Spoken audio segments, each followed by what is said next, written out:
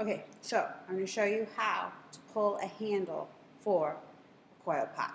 Okay, so I have a ball of clay. It's about bigger than maybe, I don't know, it's a decent amount of clay. It's more than what I actually think I will need.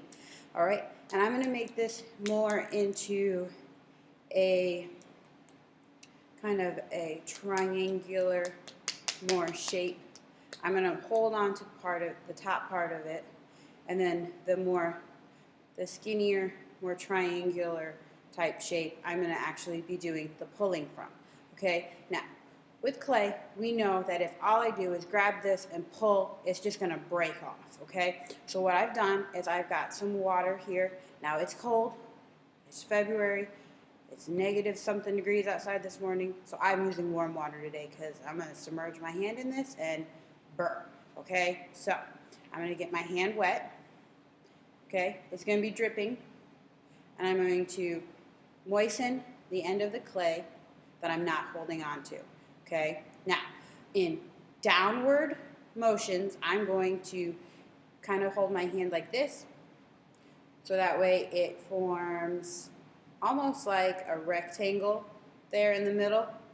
Okay, so I'm going to take my clay hand and I'm going to run it down the clay. Okay, I'm going to apply gentle but firm pressure, and I'm going to run it down the length of the clay. Gentle but firm pressure, run it down the length. When my hand starts to get dry, I'm going to get it wet again, run it down the length of the clay. Run it down the length of the clay.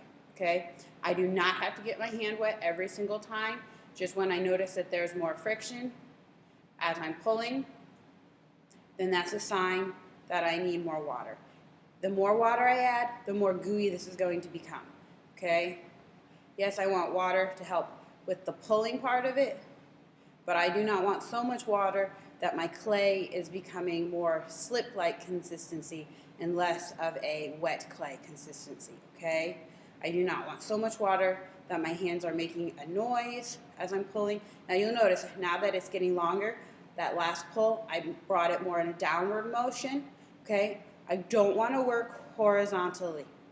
Okay? I am not squishing and turning the clay. All right? As you can see, my left hand, which is holding the bulk of the clay, hasn't done anything. It's just sitting there. Well, it's not sitting there. It's just right there holding the clay, so that way it has a support. Okay? So I'm going to pull more in a downward motion now that is getting longer. Okay? So the idea here is that I am pulling the handle. Okay? Still, I'm using my hand kind of in that square that I showed you earlier. Okay? Gentle pressure. Whoops. And sometimes that happens. Okay? So I'm just going to start again. That's why I have all this extra clay in my hand. So I'm just going to start again. Bring down some more clay.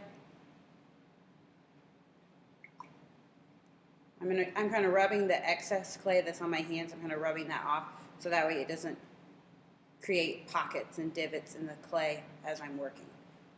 Okay? I'm applying gentle pressure here. I am not trying to kill anything.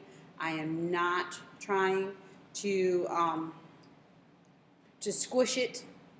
Okay? I just want to shape it. Okay? I don't want to make it any thinner than what it already is right now. I just want to make it longer. Okay? And that is about good for right now. Okay? My pot, which is not quite done yet, but we'll say that it is, what I'm going to do is I'm going to look at my pot and go, okay, so how tall does my handle need to be? Okay? Right now this handle is rather big for my pot. But what I'm going to do, I'm going to show you how to do this anyways, okay? I'm going to lay it on its side, and I'm going to slice the handle from the stump, okay? Now this bottom has kind of a funky shape, so what I'm going to do is I'm going to lay it down, and I'm going to give it more of I kind of like either a straight or sometimes a more rounded shape, so I'll just clean up that edge, okay? Now I don't want to let this dry flat, because if I let this dry flat, It's not going to be a handle shape. It's just going to be this flat piece of clay, which I don't want. So I'm going to curve it around in a more handle-like shape, okay? And I'm going to let it rest on my table. The day that I'm getting ready to add my handle, I want to make the handle first thing right away. And I want to set it someplace where I'm not going to disturb it, and neither is anybody else, because I need that extra moisture that I've added to it. I need that to dry out, okay? I need that to be more of a leather hard piece. Now, because it is winter and the air is on right now, or not the air, the heat is on right now, it's going to dry out that much faster within my classroom, okay? So I would do that first on the day that I'm ready to add my handle. I'm not going to add my handle until my pot is as tall as I want it. I prefer nice and smooth because it adds a more polished look. Okay? Right now, my pot is not nice and smooth. Okay? It's got bumps and lumps and it's not quite where I want it to be yet. I'm going to do another video and show you how I make them nice and smooth and polished, so that way if that's something that you're looking for and you're having a hard time obtaining, you're already going to know how to do that, and you can watch that video and you're not going to necessarily have to ask me. That doesn't mean I'm not going to help you with it. It just means that that's something that you will have an opportunity to be able to do. So for right now, I'm just going to let that sit there, and I'm going to let the heated air in my classroom, dry it out, so that way I can add it on at a later date. Okay?